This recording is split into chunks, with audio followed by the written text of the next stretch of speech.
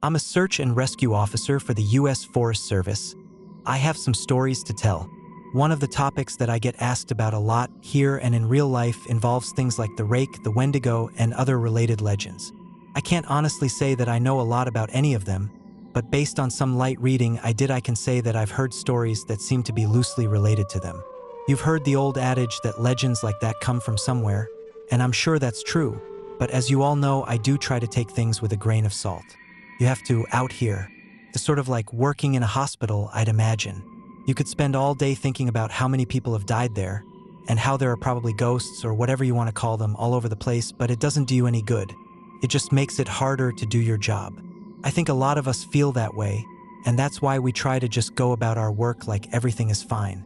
Once you get paranoid, there's not really any going back, and a lot of cadets quit because of it. My park especially seems to have a high turnover rate because the cadets graduate and get so freaked out about everything, and they can't seem to let it go. You have to learn to internalize things and shut them off. I've talked to KD a bit about her experience because I wanted to know what she thought about the Wendigo. She didn't really have anything in particular to say about it. Aside from that, she didn't want to think about it that much.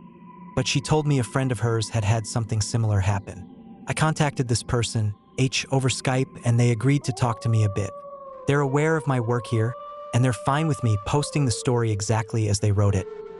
I grew up in Central Oregon, and there's a reservation called Warm Springs about 2 or so hours from where I lived. I only mention that because a lot of people in my area have friends there, and a lot of the land in that area belongs to that tribe. When I was a kid, we used to go camping up there. Not on the res, of course, but in that area, and I met a lot of kids who grew up there. I got to know one kid really well. His name was Nolan, and we ended up hanging out a lot when our families were in the area. Our folks got to know each other, so we'd all get in touch and camp out around the same time. We'd camp for about 2 weeks, so we were out there for a long time. I asked him if he camped in an RV. Yeah, my dad had one, so I guess it wasn't really camping, but we'd take our tents and stuff and set them up out away from camp most nights. I didn't like sleeping in there because I liked being outside. We talked for a bit about camping, so anyway, sorry, one year Nolan and I were out there. I think we must have been like 12 or so. We wanted to go out and camp near the river because we wanted to try night fishing. I think we must have been about 1/3 of a mile from the main camp. Far enough away that we couldn't hear or see anyone else. I remember that. We were messing around most of the day. I don't really remember much about it, but we ended up building a fire at some point, and I was really impressed because he had this flint or something that he used to start it. I'd never seen anyone do that before, so I thought it was pretty cool. I got him to teach me how to do it, and we lit some stuff on fire, which looking back was really stupid because it was the middle of fucking summer, and if I remember right, the fire warning was either yellow or orange. But thankfully we didn't start anything major, and when it got dark we sat around and talked about whatever it is 12-year-olds talk about. I don't really remember. What I do remember is that at some point, he looked over my shoulder at the river and asked me if I could see something. The way our camp was set up, we were about 10 feet from the river, and we were at the widest point, so it was probably about 20 feet to the other bank. It gets hot up there in the summer, but the water's still cold, which is important. I looked over my shoulder and I could see something wading into the river on the other side. From where we were, it looked like a deer, but we couldn't really tell because of the fire. I got up to look closer and I saw a pair of antlers, so I figured it was a buck. But I thought it was weird that it was wading into the water, and it was definitely heading for us, and I asked Nolan what he thought we should do.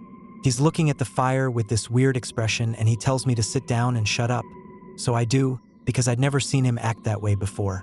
He's whispering at me to ignore it, and to just keep talking like we were, but I couldn't think of anything to say. He was saying something about an episode of some show, but I could hear the deer coming through the water, so I wasn't really paying any attention.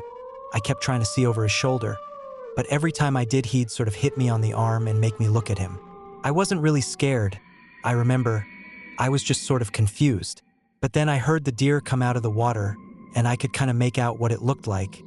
And I realized it wasn't a deer because whatever it was walking on 2 legs. I started to get up. I was super freaked out, but Nolan just yanked me back down and talked louder about this television show. And I could tell he was just as scared as I was, probably even more. He leaned in and poked the fire with a stick, and he whispered that whatever I do, I can't speak to it. I could see it come closer, and it stood right behind Nolan's back. I was about ready to pee my pants, and I think I'd probably have run if I'd been alone, but I didn't want to leave Nolan, so I kept sitting really still and sneaking glances at it. It wasn't that tall, but the way it carried itself was just wrong, like its center of balance was screwed up. I can't really describe it, but it was kind of like it kept shifting too far forward. It just stood there behind Nolan for a long time, and eventually Nolan ran out of things to say and we just kind of sat there for a second. The fire was making noise, but I thought I could hear this thing talking in a really low voice. I couldn't hear what it was saying, and I leaned forward a tiny little bit, and I actually did pee my pants when it leaned forward too. I couldn't see its face, but I saw its eyes. They were cloudy and milky, and if you want to know what they looked like, find that scene from Lord of the Rings where Frodo falls in that lake and all the dead people are floating toward him. That's what its eyes looked like. So all I saw were these two white eyes floating above Nolan's head and the really vague shape of the antlers coming out of its head. I don't know what my face looked like, but at exactly the same time Nolan and I fucking booked it out of there, and we ran nonstop until we got back to the main camp. My pants were soaked with pee, so I took them off as we were running and threw them in the bushes.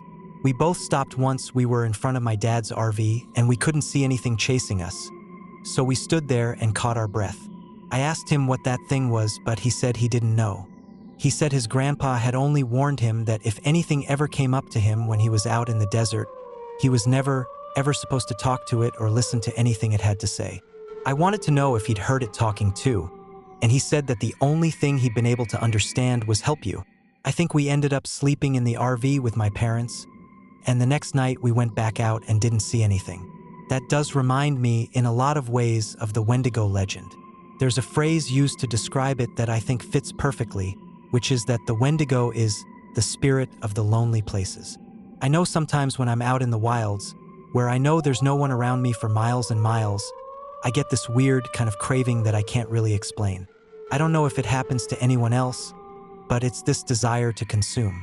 It's not like I crave anything in particular, but more of this weird, distracting hunger that comes from every part of my gut. I also wanted to find out more about the faceless man if I was able, and found a few similar things. I asked around my circle of friends, and one of them said when he was out doing repairs at a park in his area, he saw something kind of like that. We were having dinner in town, 5 of us including myself. This guy, he was repainting an information booth and heard a man ask him for directions to the nearest campsite. He didn't turn around because he was up on a ladder, but he informed the man that there weren't any campsites nearby, but that if he headed down the road about 4 miles, he'd find one at another park. He asked if he could be of any other help, but the man said no and thanked him. My friend said he kept painting, but he was listening and never heard the man leave. The second he came up and talked to me, the hairs on my neck stood up, but I wasn't sure why. I just had this really uneasy feeling about the whole thing, and I wanted to finish painting and get out of there. I figured maybe part of it was that I couldn't turn around to look at him, but something just felt off. There was also this weird smell floating around even before the guy talked to me, kind of like old period blood. I looked around to see what was causing it, but I didn't find anything. So I waited for the guy to walk away, but I didn't hear him leave, which made me think he was just standing there and watching me. So I asked again if I could do anything for him, and he didn't answer. I knew he was there though because I hadn't heard him leave, so I did this awkward turn on the ladder to look down and see what he was doing. Now I admit it could have just been my brain fucking up, but I swear to you, Russ, for a split second when I turned around, that fucker didn't have a face. Like he had no face. It was almost concave and totally smooth, and I just about had a fucking heart attack because I couldn't even wrap my brain around what I was seeing. I think I started to say something, but there was this kind of pop inside my head, and suddenly he was just a normal-looking guy. I must have looked weird because he asked me if I was okay, and I was just like, yeah, I'm fine. He asks about the campsite again, and I point to where he has to go, and he's like, I'm not from around here. Can you help me get there? Now this is when I know something is really up because there's no way this guy got out here and didn't know where he was. And for that matter, there's no car around, so how'd he get here in the first place?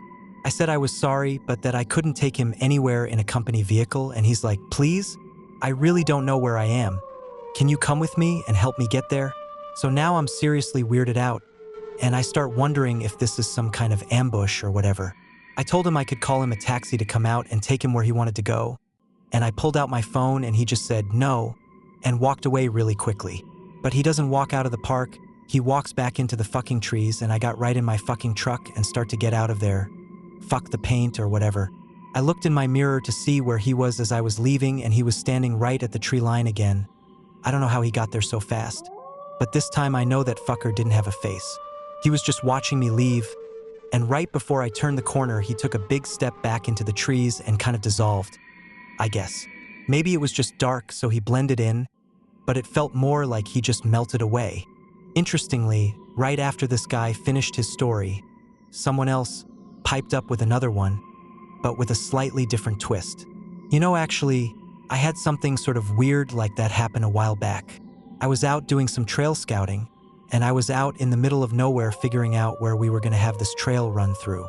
I hadn't seen anyone else for probably a good 2 hours, so I wasn't really paying attention to where I was going. I was just looking at the ground for the most part. Then out of nowhere, I crested this little hill and almost ran into this guy. He was older, probably in his 60s, and I started to apologize to him for running into him. And then I noticed his face, and I probably looked like a complete douchebag because I stopped and just stared at him. Took me a second to figure out what was wrong, but this guy's face was huge. I know that sounds weird, but that's the only way I can describe it. His head wasn't big or anything, it was normal, but the amount of space his face took up was just way too much. Like if you took someone's face and enlarged it all by about 2 times. He doesn't say anything, he just kind of looked at me, and I backed up and was kind of stuttering and saying I was sorry, and I went around him and fucking got out of there and did what I needed to do. The whole time, I kept looking behind me because I was so freaked out that he'd pop up behind me or something. I know it sounds ridiculous, but I swear to you it was one of the creepiest things I've ever seen. I switched the topic to the stairs a little later, and there was a definite shift in enthusiasm. No one spoke up at first. There is a real stigma around discussing them, even when we're away from work. But I broke the ice with a story of my own, and the guy who told the story about the faceless man told this one, albeit very quietly. A couple of years ago, I was camping with my girlfriend and we're out about 2 miles from the road at this site I know. We went to bed that night, but we couldn't sleep because someone interjected a funny comment, and we were dangerously close to going off on another subject, but I got us back on track. Yeah, really funny, you fucker. No, it was because we kept hearing that grinding noise. My brother used to grind his teeth in his sleep, and it kind of reminds me of that. My girlfriend was freaking out, but I just kept telling her to ignore it because I've heard it before and you just have to ignore it. It goes away eventually. You guys know what I mean. We all knew what he meant.